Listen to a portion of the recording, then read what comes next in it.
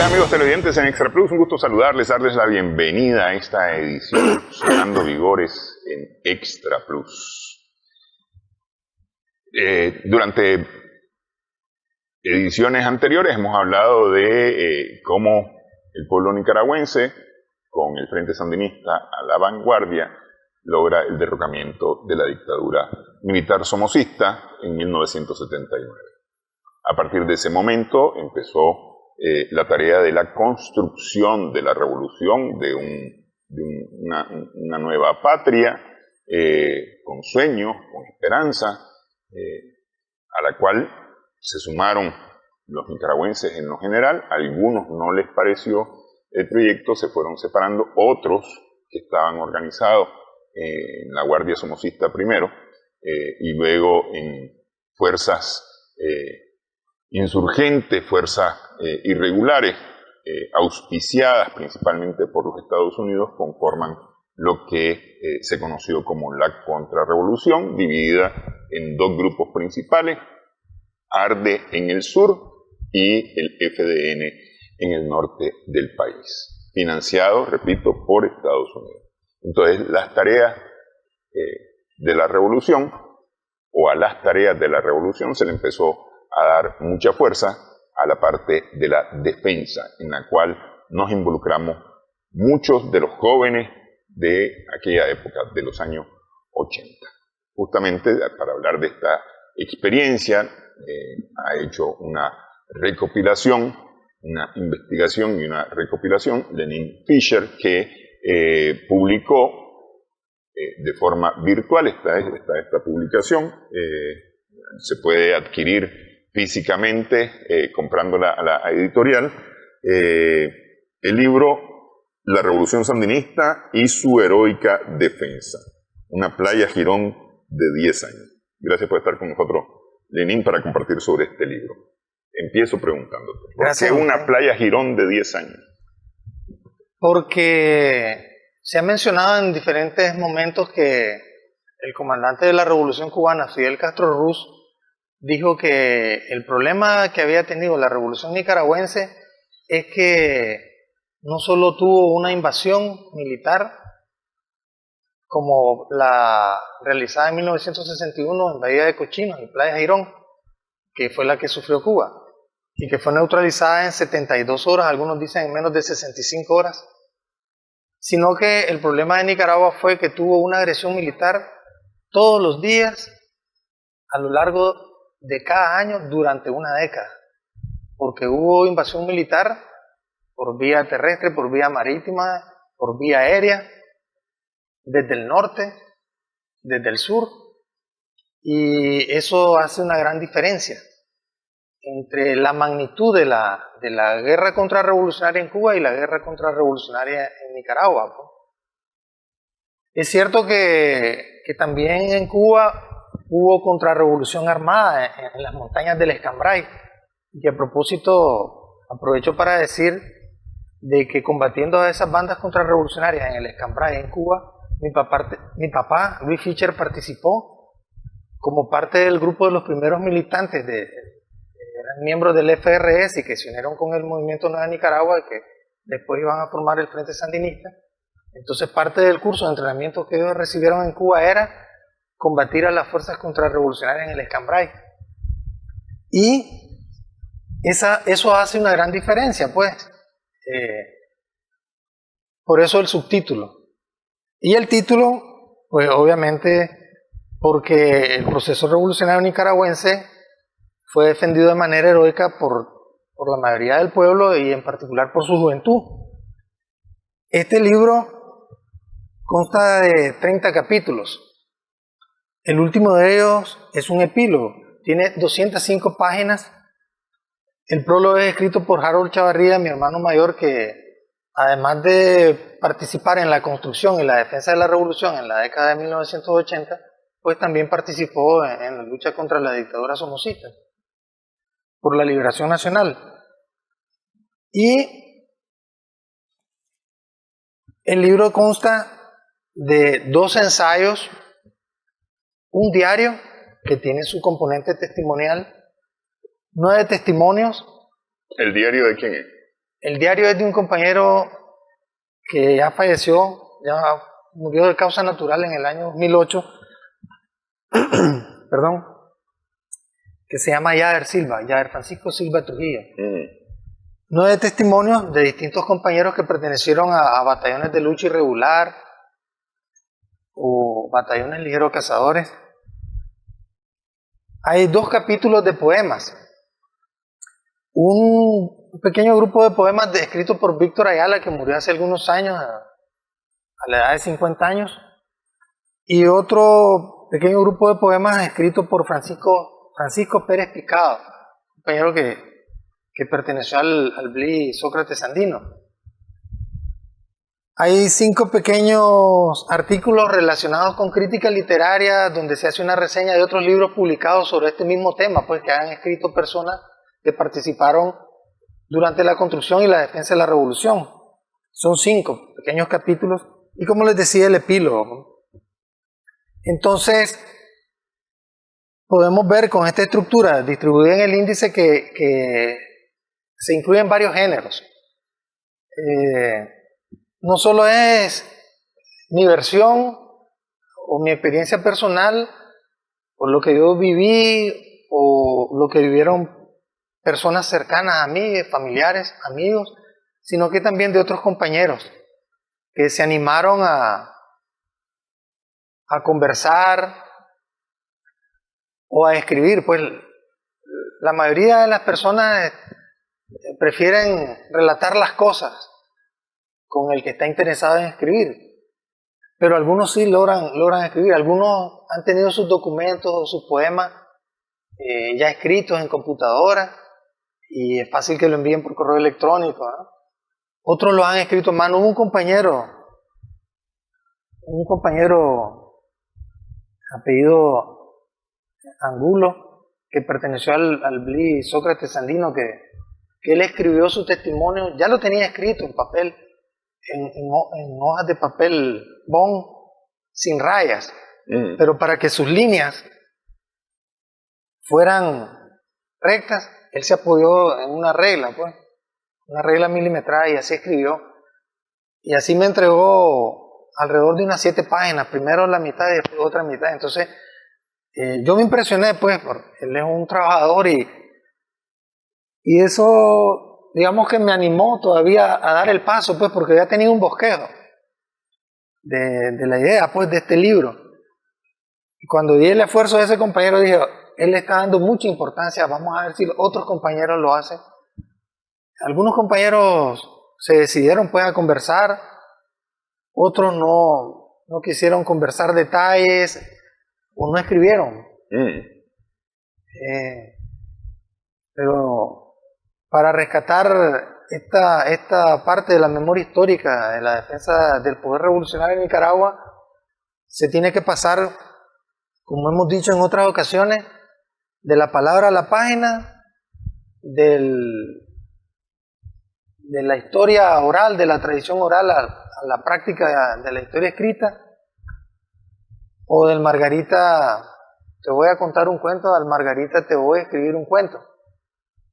Y en ese sentido, pues, estamos de alguna manera cerrando un ciclo que comenzó en octubre más o menos de 2023, cuando publiqué el libro Para una Madre, impreso aquí en la editorial de la UNAM Managua. Pero después vino una serie de 5 libros que ya hemos trabajado con la editorial académica española y Omnia Scriptum, donde estos libros, pues, con formato digital se pueden adquirir en www.morebooks.shop, y ahí, pues, una vez que se cancela se lo envían, pues, impreso. 5 libros, 5 libros que incluyen la Revolución Sandinista y su defensa heroica. Entonces, está el fotoreportaje de la liberación de León. Correcto. Está la liberación de León como tal. O sea, ese se llama Gran Marcha Managua. La Gran Marcha Managua. El fotoreportaje de la liberación de León. También el de León, 500 años de el de los 500 años de fundación. Está el COVID-19, diario de una pandemia. Correcto, sí. Que de todo ello hemos hablado, pues, en este programa. Sí. Y prácticamente serían 6 libros publicados desde octubre de 2023 hasta esta fecha, que yo creo que sin temor a equivocarme constituye un récord en Nicaragua, que podría ser registrado incluso hasta personas notables que dominan el tema, como el profesor, el doctor Jorge Eduardo Arellano. Mira, leía yo, porque voy a hacer aquí un inserto en esta. Leía yo de una persona, creo que es en Inglaterra, publicó el año pasado no sé cuántas decenas de novelas que se vendieron muy bien. Decenas de novelas. Y este año, a mediados de este año, llevaba ya otras tantas decenas de novelas escritas. Y entonces vos decís, pero ¿cómo hace? ¿De dónde encuentra tiempo para escribir tanto, tan rápido? Y además que tengan tan buena aceptación. Pues resulta que él estaba apoyado, o más bien había aprovechado la inteligencia artificial para escribir sus libros. Él más o menos esbozaba una idea y entonces con inteligencia artificial terminaba de escribir todos sus libros. La inteligencia artificial le ayudaba a escribir sus libros. Luego él les hacía una revisión, pues, y demás, y ya pasaban a la parte de editorial. Este no es el caso de Lenin Fischer. Definitivamente. Lenin Fischer ha venido escribiendo, si ustedes revisan su blog en internet,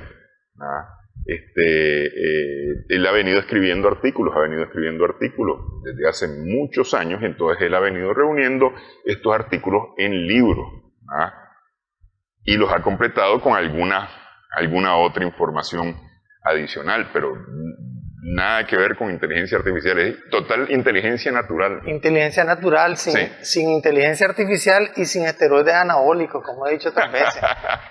Resulta que, por ejemplo, el año pasado yo me motivé a escribir el libro para una madre porque se cumplían los 50 años de la muerte de mi mamá. Sí.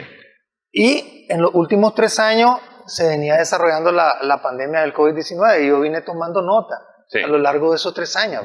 Así es. Sí. Y después coincidieron los 500 años de la Fundación Historia de León y yo venía recopilando material sobre eso. Y ya para este año se da el evento del 45 aniversario de la Revolución Sandinista. Y yo tenía pendiente, pues, publicar un libro que llevara por título algo relacionado con la defensa de la Revolución Sandinista, porque es parte de mi generación, pues, de su generación, la conocida generación de los años 80, que defendieron la revolución, además de construirla. Simultáneamente se construía y se defendía la revolución, pero que al cabo de 10 años se frustraron de alguna manera porque la revolución perdió el poder político, pues la presidencia de la república, el gobierno, el control del Estado, que fue un golpe devastador para la generación. Y vino una nueva etapa, que era la etapa de la defensa de las conquistas de la revolución, que fue una etapa muy pesada, muy dura, 17 años de defensa de las conquistas de la revolución. Algunas no se lograron mantener, pero otras, por ejemplo, y aquí defiendo mucho el tema de la salud, el modelo de salud desarrollado por la revolución sandinista es un modelo que logró mantenerse gracias a la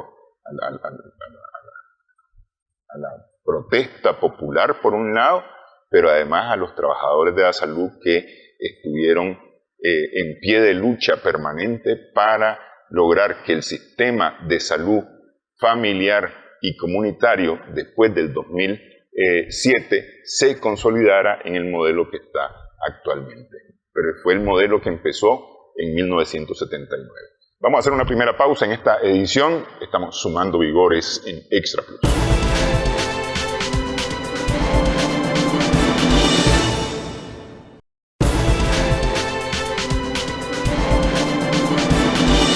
Continuamos en esta edición, estamos sumando vigores en Extra Plus acerca de la Revolución Sandinista y su heroica defensa, una playa Girón de 10 años, el libro de Lenin Fischer. Estamos conversando en esta edición.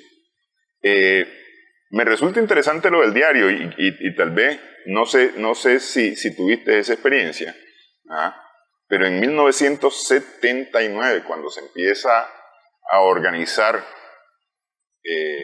a los participantes, los y las participantes de lo que va a ser la Gran Cruzada Nacional de Alfabetización en 1980, se nos instruye empezar a trabajar en lo que se llamaba el diario de campo, que era todas tus experiencias técnicas, personales, inclusive, quiero decir técnicas en el sentido de lo que ocurría en tu proceso de alfabetización, en lo que habías logrado o estabas logrando durante la alfabetización, pero además también tus experiencias personales de una u otra forma. Puedes decir, hoy fuimos a cortar leña, ¿no? Y esta experiencia para mí fue ¿no? Porque nunca en tu vida habías cortado leña, qué sé yo qué cosa. Porque eso, de una u otra manera, en el caso de llegar a faltar, de que te sucediera alguna cosa, pues quedaba tu experiencia, digamos, sistematizada y podía servir para más adelante, ¿no? Para instruir a otros, ¿no? Esa era la idea de llevar un diario. Y estaba basada en la experiencia guerrillera, empezando por el Che Guevara, de llevar un diario en el que se iba apuntando todo lo más relevante que iba ocurriendo en la experiencia. Acuérdate que se publicó el diario del Che en Bolivia, pero hay un diario del Che también en Cuba. Es decir, él tenía su diario en Cuba. Lo que se publicó fue el diario del Che en Bolivia, pero sí él tenía su diario en Cuba. Entonces, pues, había que recoger esa experiencia. No sé si basado en eso está esta misma experiencia, este diario que recoges en tu libro. No, yo nunca pude escribir ningún diario, jamás. No sé por qué. El único diario que he escrito es el diario de la pandemia del COVID-19. Y el diario que presentamos, yo lo transcribí porque recibí de parte del autor, el compañero Yader Silva Trujillo, una fotocopia de ese diario. Él lo escribió en 1983 cuando estábamos movilizados en una batería de morteros de 120 milímetros. Y nosotros dos éramos de la escuadra de exploradores. Él era el primer explorador, yo era el segundo. Él tenía como 17 años y yo 14. Y en todos los escenarios que estuvimos, digamos, desde julio de 1983 hasta enero del 84, él siempre tuvo la disciplina de escribir en los momentos, digamos, de descanso. Él hacía un espacio, hacía su tiempo para escribir, se apartaba. Yo lo miré muchas veces. Y esa fue una gran lección de este compañero,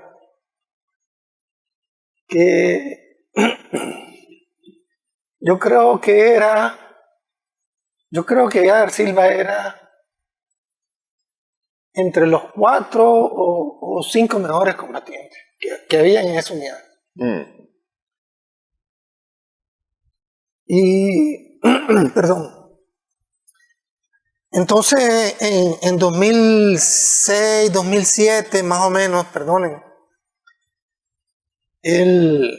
yo platiqué con él y lo comencé a entrevistar porque me interesaba recopilar su testimonio. Me enseñó el diario que escribía y el libro viejo me lo enseñó, me lo prestó para sacarle fotocopia. Y comenzamos a grabar en cassette, en una grabadora con cassette, el relato testimonial de él. Pero comenzamos desde la época estudiantil, digamos como 1977, cuando él estudiaba en el Técnico La Salle. Y no pudimos darle continuidad por diferentes razones, y él murió en 2008. A partir de entonces yo dije que nunca más volvía a entrevistar a alguien para recopilar su testimonio, comenzando desde el inicio. Testimonios relacionados con la lucha revolucionaria. Entonces dije, pensé y decidí que si iba a entrevistar a alguien sobre la lucha revolucionaria por la liberación nacional para derrocar a la dictadura somocista, tenía que comenzar de la ofensiva final. Porque no pude recopilar la información de este compañero que después se movilizó en el batallón 1728 de León y tuvo bastantes acciones combativas. Y así lo he hecho, pues. Comenzamos desde lo último, desde lo más reciente, para recabar la información más rica, pues. Entonces, desde 2008 que tengo esa fotocopia del diario, yo en el blog publiqué alguna parte, pues, del diario del explorador.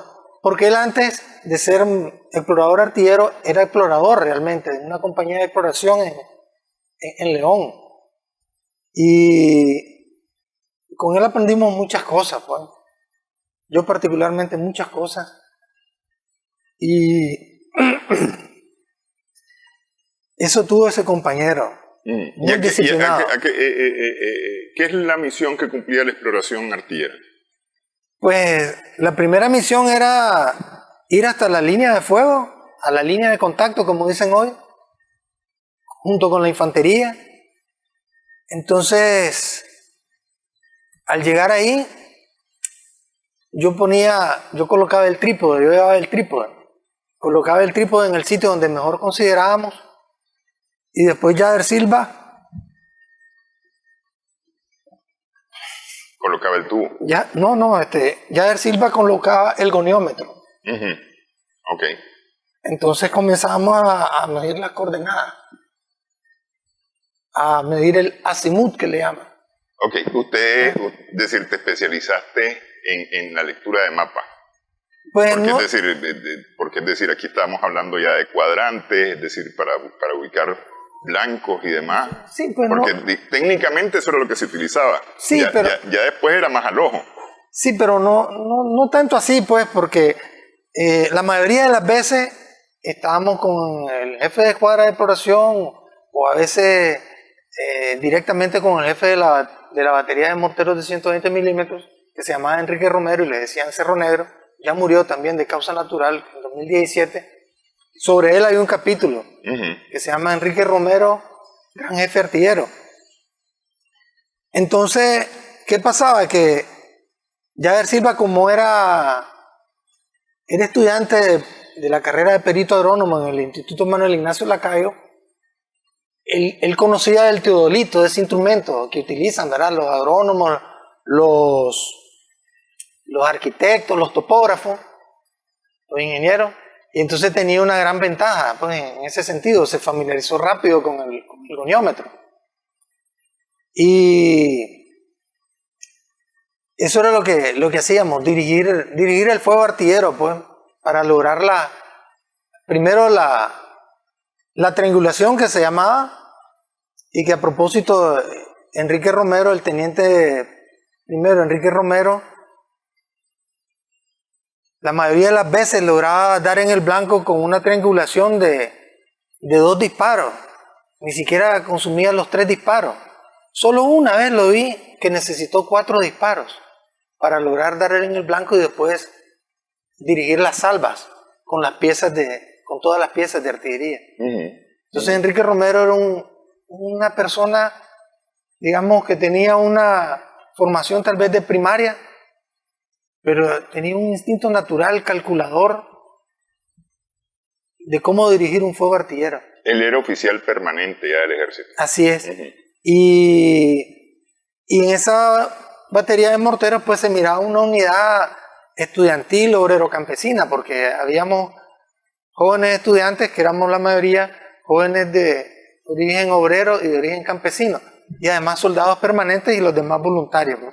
Es una cosa interesante porque, es decir, artillería es física, aritmética, geometría, y tenés que dominar esos artes de la matemática pero estos eran más de instinto, digamos, que de otra cosa, porque hubo un momento, al principio se ocupaba la plancha, las patas, el tubo, se hacían todas las regulaciones para disparar un mortero, pero más adelante se demostró que era más práctico hacer lo que se llamaba el mortero vietnamita, ¿no? Pero eso con los morteros más livianos, Sí. 81, 82 milímetros, 60 milímetros. Estos eran de 120 milímetros. Sí, no, pues, Siempre se recurría a los mapas, al uso del goniómetro, a la comunicación. Y Enrique Romero era un gran jefe, muy capaz. En el año 1999 yo ya tenía 30 años. Lo encontré. Yo me acerqué en la oscuridad a un taxista a pedirle que me llevara un taxi. Mi sorpresa fue que lo vi a él. Entonces... Él salió en los planes de licencia en los primeros planes de licencia del ejército. Sí, entonces él me llevó, yo manejando el taxi, fuimos platicando y ahí me di cuenta que él hablaba mucho, con mucho orgullo de esa batería de mortero. Ajá. Entonces a mí me impresionó mucho que él hablara así. Después que ustedes se desmovilizaron, él quedó siempre... Sí, en el ejército, pues, y después en los años 90, pues, fue desmovilizado. Pero él hablaba con mucho orgullo. ¿Integró algún batallón de reserva? ¿Lo integraron algún batallón de lucha irregular? No lo sé, perdí comunicación, no pude averiguar más. Sí sé que murió en 2017, Enrique Romero, le decían Cerronero. Y al compañero ya Francisco Silva Trujillo, él era una gran persona, muy noble. Y su apodo era el genocida. No era genocida, pues, nada parecido, todo lo contrario. Pero ese era el apodo que él le gustaba que le dijeran. Ah, ¿le gustaba además? Sí, le gustaba el genocida. Él era... Porque es decir, el genocida en aquella época tenía más connotación... con la Guardia Nacional. Con la Guardia Nacional y era casi ofensivo, ¿no? Sí, pero el compañero no era nada parecido a la Guardia Nacional, era todo lo contrario. Y muchos compañeros en León lo conocen, pues. Saben que era de una gran calidad humana y también combativa, pues. Esta no es la primera vez que yo trato de escribir sobre esta etapa de la defensa de la revolución. En 2011 yo publiqué un libro que se llama Chavalos de la Revolución y otros ensayos. Entonces ahí escribí mi testimonio, digamos, pero recurriendo sobre todo a lo que yo recordaba, pues. Ahí hablo de la batería de morteros de 120 milímetros, hablo del BRI Ramón Raudales, donde estuve en el año entre 1987 y 88.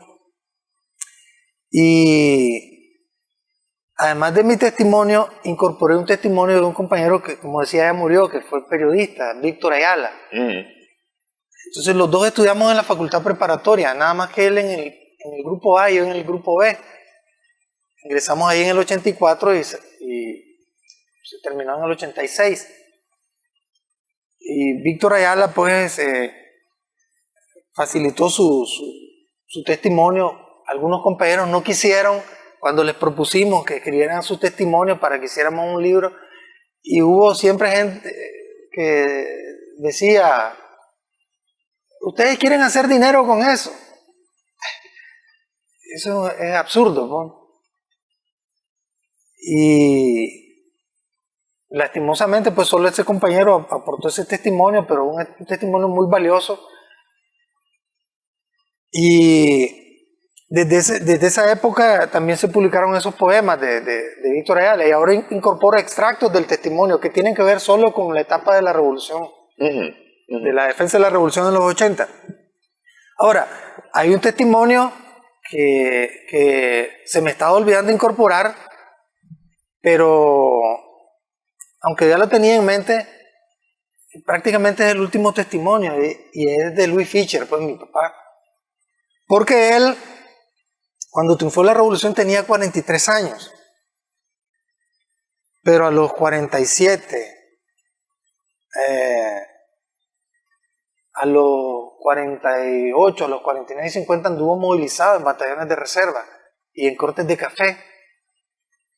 Y realmente, cuando yo leo lo que él relató en su libro Mi vida, mi revolución, del cual saqué extractos de su testimonio relacionados con la defensa de la revolución, pues uno se siente pequeño, pues.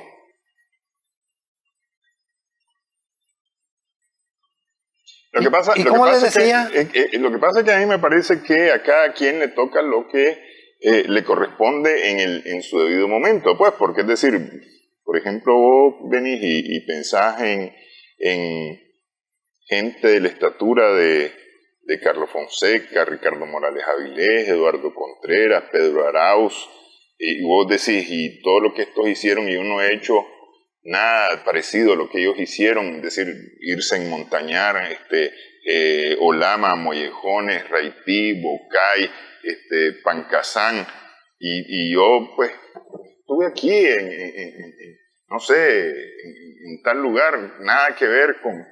Sí, pues, pero es lo que te correspondía en ese momento. Creo yo que esa es la visión, y la visión es hacerlo de la mejor manera posible, es decir, cumplir de la mejor manera posible la tarea encomendada. Y yo nada más recuerdo el lema que teníamos los jóvenes sandinistas en los 80, que era en el estudio, en la defensa, en la producción, pero no era solamente participar, era ser excelente en cada cosa. Los miembros, los jóvenes sandinistas, éramos buenos estudiantes, éramos buenos trabajando, ya fuera en cortes de café, en cortes de caña, en levantamiento de algodón, en cortes de banano, y en la defensa de la revolución, militarmente hablando, éramos los que estábamos en la primera línea, sin pero y sin nada más. Si éramos los que dábamos ejemplo. Me parece que es decir, eso es de lo que uno está orgulloso y dice, me emula la historia de aquel otro que estuvo antes que yo. Claro. Y en el caso de mi papá, como les decía, tuve la experiencia de combatir a dos tipos de fuerzas contrarrevolucionarias, pues defender el poder revolucionario en dos países distintos, en Cuba y en Nicaragua. Sí. Esa es una experiencia única. Incluso tuvo que combatir en el batallón de reserva en el que andaba, que se llamaba Paz Cuba, creo que es Lino Paz Cuba, que salió de aquí de Managua, y combatieron a las fuerzas de Arde, pues, que dirigía en Pastora su antiguo compañero del Frente Revolucionario Sandino, pues, FRS, entre el 59 y 61, pues. Y esa experiencia tuvo mi papá, pues. Sí. Y va incorporado ahí dentro de los testimonios. En los suampos del sur de Nicaragua. Así es. Porque quienes han estado ahí saben que las condiciones del sur de Nicaragua en la defensa de la revolución, por lo menos las condiciones geográficas, topográficas, aunque es más plano que el norte, pero es más complicado en cuanto a los suampos, a los lodazales, a los pantanales que hay en esa zona, a lo que hay que sumarle una cantidad de zancudo increíble. Regresamos en breve en esta edición Sumando Vigores en Extra Plus.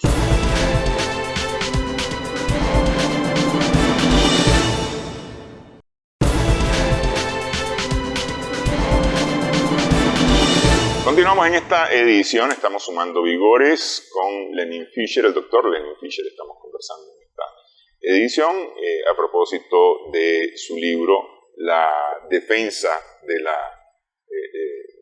Revolución Sandinista y su heroica defensa, 10 años, una playa girón de 10 años, dice Lenin Fischer. Y leyendo algunos capítulos me encuentro yo, y lo mencionaba hace un momento en la parte anterior, que no solamente fue la defensa armada, la defensa de la revolución, para los que vivimos esos años, fue muchas cosas más, pues, es decir, empezando por la Gran Cruzada Nacional de Alfabetización, que fue, digamos, como la primera gran tarea de la revolución por la revolución. Sí. En el caso mío, yo no alfabeticé. Sucede que cuando llegaron los miembros de la Juventud Sandinista al Colegio Bautista de León, yo estaba en 4º grado. Entonces llamaron a los estudiantes de 6º grado a que formaran en el patio para seleccionar a quienes pues podían ser alfabetizadores. Yo me metí a la fila de los de 6º grado, pero los militantes de la Juventud Sandinista me sacaron. Yo les pregunté por qué, porque está muy pequeño. Y entonces yo me pregunté, pero me sacan de esta fila para alfabetizadores pero si yo estuve incorporado en las milicias en junio de 1979, me puse a pensar yo. Cuando llamaron a la población, antes de que se tomara la ciudad de León el 20 de junio del 79, llamaron a la población a incorporarse a las milicias, a entrenarse. Entonces nosotros fuimos desde el sector de San Felipe al barrio Zaragoza, al barrio Zaragoza frente al Colegio de Zaragoza. Y en las calles ahí estuvimos en un orden cerrado, marchando, después dentro del colegio. Y por último nos mandaron a una casa que queda por la casa del hoyo de la campana, que fue, una vez triunfada la revolución, un centro de salud llamado Denis Tenorio, un estudiante de medicina que cayó pues, en junio del 79, en el cerco militar del comando. Entonces en esa casa estuvimos entrenándonos. Pues. Entonces yo me quedé con esa inquietud. ¿Por qué me sacan para esto? ¿Qué edad tenía? En el 80 para la cruzada ya tenía 11 años, pero en el 79 tenía 10 años. Y entonces, bueno, me sacaron. Porque, por ejemplo, Carlos Emilio López, diputado actualmente, andaba por ahí, andaba en los 11, 12 años, Carlos Emilio López. Pero yo tenía 11. Sí. Y entonces fui de los primeros miembros de la Asociación de Niños Sandinistas en el 79, ahí en León, y estuvimos trabajando con los niños que estaban en lo que le llamaban retaguardia, les llevábamos documentación, materiales, etc. Pero en cuanto a la cruzada, al hacer esta recopilación, yo creo que hay un aporte que creo que es importante. Fíjese que rescatamos el nombre de un compañero que murió en la Cruzada Nacional de Alfabetización, que no aparece en la lista oficial. Ah, sí. Sí. No está en los 53. No está. Ajá. Estamos seguros. Él se llamaba Orlando Madrigal. Él murió ahogado en un río de Ciuna junto a otro compañero que se llamaba Raimundo Hernández. Entonces, el que aparece en vez de Orlando Madrigal es Adolfo Alvarado, que su primer apellido es Cáliz. Adolfo Cáliz Alvarado está vivo y es ingeniero. Y entonces él nos transmitió el testimonio a través de un colega médico de que ellos fueron asignados a alfabetizar en Ciuna, en las comunidades de San José de Silví, El Guineo, Orofino, Santa Rosa y Las Cuicuinitas. Entonces, en el río San José de Silví se ahogaron estos dos compañeros, Orlando Madrigal y Raimundo Hernández. En la lista aparece, en la lista oficial de los fallecidos en la Cruzada Nacional de Alfabetización, aparece un compañero que se llama Edmundo Hernández Guadamuz. Puede ser que le hayan puesto Edmundo, porque Raimundo es un nombre menos común. Entonces, ¿qué sucedió? Que Adolfo Cáliz Alvarado, él fue el que reportó, se contactó con compañeros de la Asociación de Trabajadores del Campo en esa época para transmitir los datos de estos dos compañeros ahogados. Edmundo Hernández Guadamuz. Sí, ese aparece en la lista, pero el que se ahogó en el río San José de Silví realmente se llamaba Raimundo Hernández. Puede ser que en la lista pues hayan puesto Edmundo y no Raimundo, pues, porque Edmundo es un nombre más conocido. Pero entonces el que hace el reporte es el compañero Adolfo Cáliz Alvarado. Y a él lo incluyeron en la lista de fallecidos, pero no incluyeron a Orlando Madrigal, que es otro de los dos que fallecieron ahogados pues, en ese río de Ciuna durante la Cruzada Nacional de Alfabetización. Y yo creo que esto es un aporte pues que vale la pena tomar en cuenta para rescatar la memoria pues, de este compañero que murió, que se llamaba Orlando Madrigal. Y probablemente hasta rectificar el nombre de Edmundo Hernández Guadamuz por Raimundo Hernández, pues. Seguramente el segundo apellido era Guadamuz, pues. Sí. Pero el ingeniero Adolfo Cáliz Alvarado sí está vivo, pues. Justamente el primer fallecido de la alfabetización es Julio César Villarreina, que murió ahogado. Murió ahogado en la región central. Él había llegado el mismo 23 de marzo. Él había llegado y a la madrugada del 24 de marzo, desatendiendo las orientaciones que había, se metió a bañarse al río y la corriente lo llevó. Ese es el primer fallecido Julio César Villarreal. Por accidente, pues. Y el primer asesinado fue Georgino Andrade, pues, por manos de la contrarrevolución. El maestro popular Georgino Andrade, sí. Entiendo que fue el 18 de mayo de ese año, de 1980, que lo asesinaron. Sí, sí. Y la comisionada... Ahí se me fue ahorita el nombre. Tengo la cara en la memoria, pero no se me fue ahorita el nombre. Ella estaba ahí en la comunidad y ella contó exactamente cómo ocurrieron esos hechos en esos días, pues, porque la verdad es que fue todo un proceso de varios días hasta llegar al 18 de mayo de 1980, cuando finalmente llegó la contra, ahí donde estaban ellos, y Georgino Andrade protegió la vida de todos los alfabetizadores, de todos los brigadistas, y bueno, a él lo capturaron, lo llevaron, lo mataron. Sí. Me gustaría mencionarles más o menos los nombres de los compañeros que dieron su testimonio, que los transcribimos o que ya los tenían escritos y me los enviaron, o que conversamos con ellos, ¿no? Sí. Para después transcribir. Por ejemplo, además del Diario del Explorador de Yader Silva, que ya falleció, que tiene un componente testimonial muy importante, está el del compañero Evelio Jarquín, que fue herido cuando pertenecía al batallón 4014 en uno de los combates en Nueva Segovia. El compañero Félix Gerardo Angulo Méndez, que es el que le explicaba que escribió a mano en hoja de papel bond, apoyándose en una regla milimetrada para que la línea saliera recta, demostrando el interés y comprendiendo la importancia de escribir sus experiencias tan valiosas, pues, de esa época, pues, en que la juventud nicaragüense defendió la revolución. Me enviaron un testimonio de un compañero que se llama Roger Delgadillo. Están los extractos del testimonio que decíamos de Víctor Javier Ayala, el testimonio de otro compañero de clases de la Facultad Preparatoria, Luis Alberto Olivas Lira, que ahora es ingeniero agrónomo, que él relata en su testimonio que fue alfabetizado durante la Cruzada Nacional de Alfabetización. El testimonio del compañero John Cajina Doña,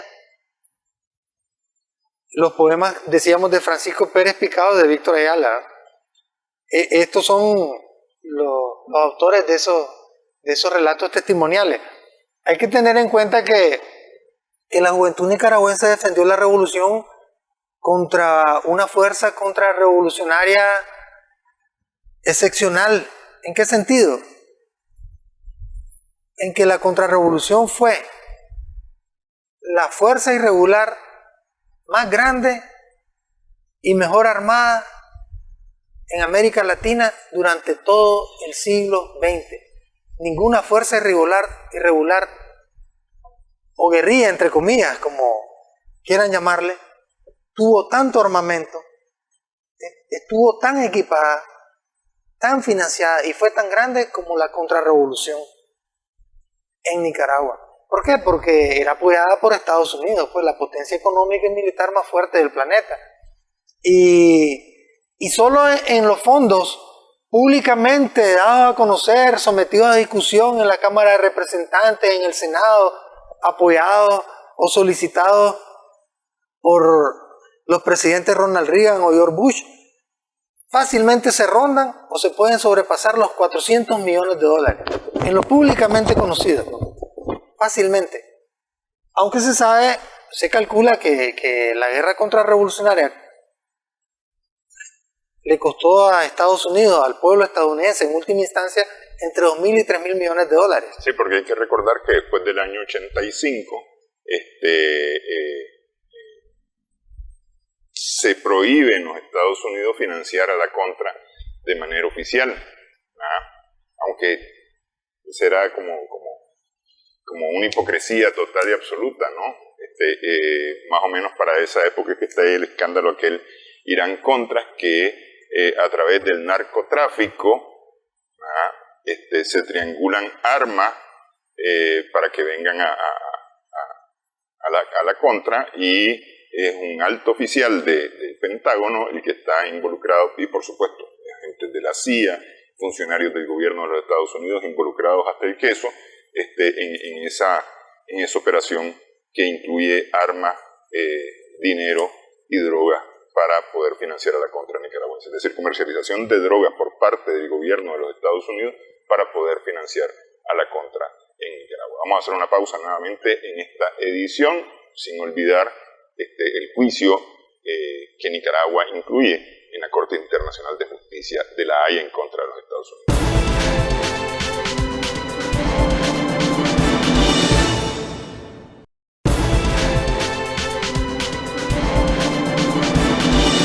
Continuamos en esta edición, sumando vigores en Extra Plus. Con el doctor Lenin Fischer estamos conversando.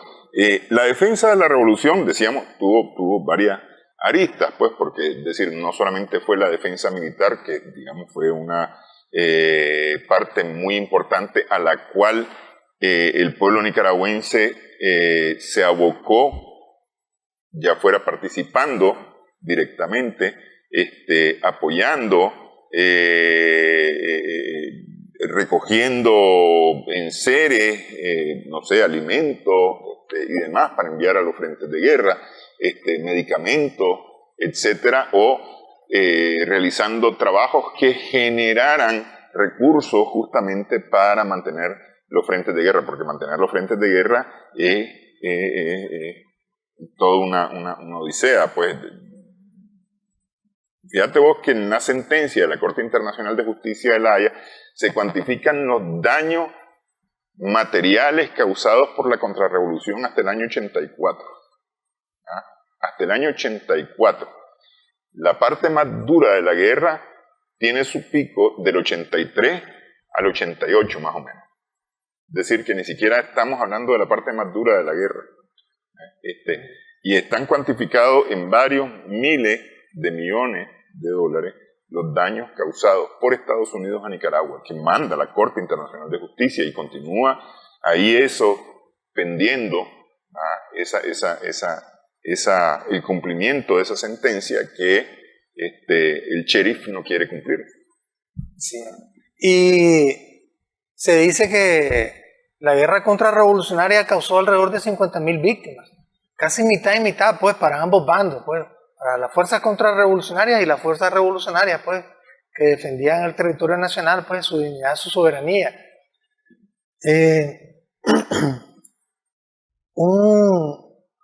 Uno de los ensayos se titula Historia de la Juventud Sandinista 19 de julio en León. Uh-huh.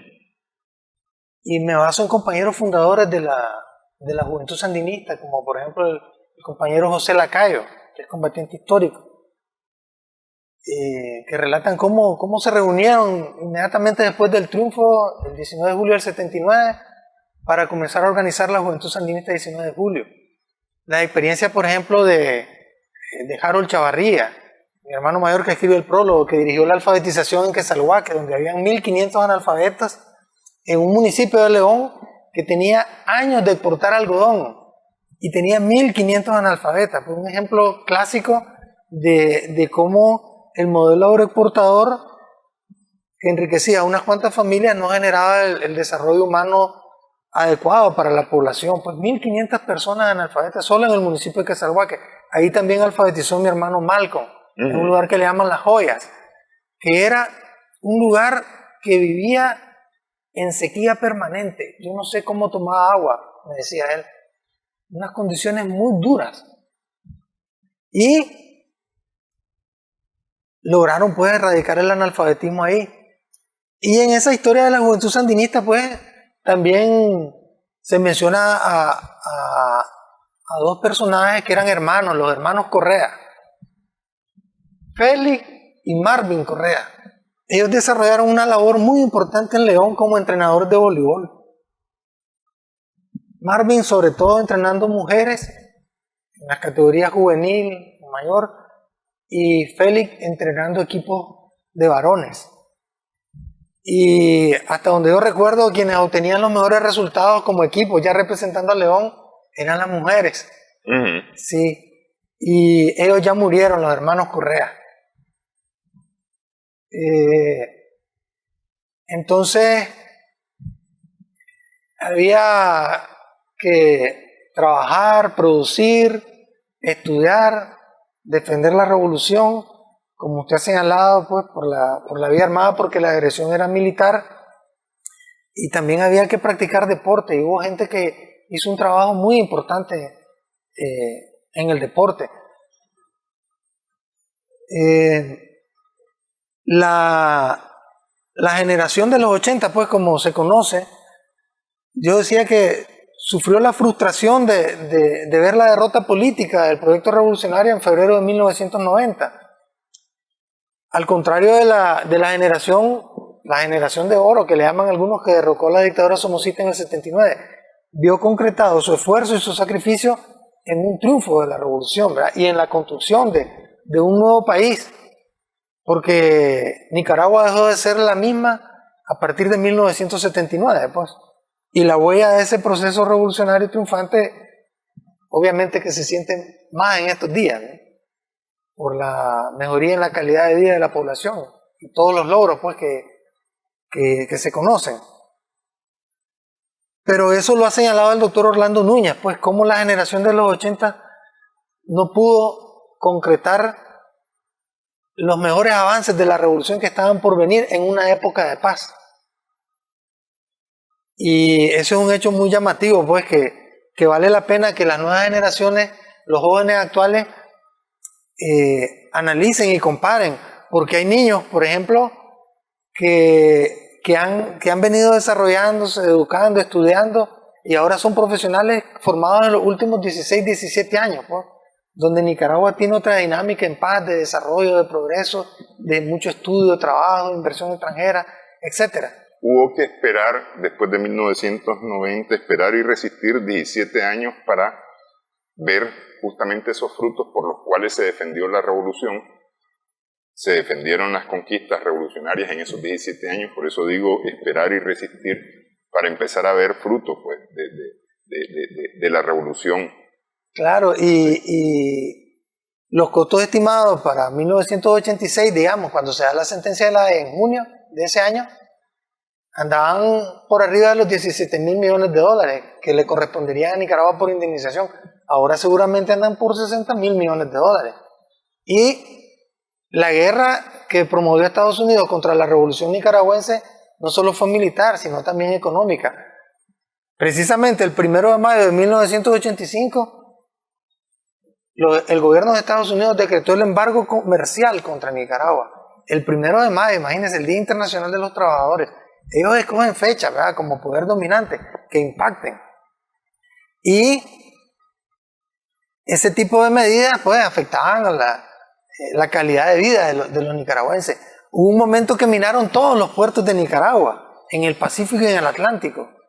Provocaron incendios peligrosísimos, como en Corinto, pues, donde estaban las reservas de combustible de todo tipo, poniendo en peligro la vida de todos los habitantes de Corinto.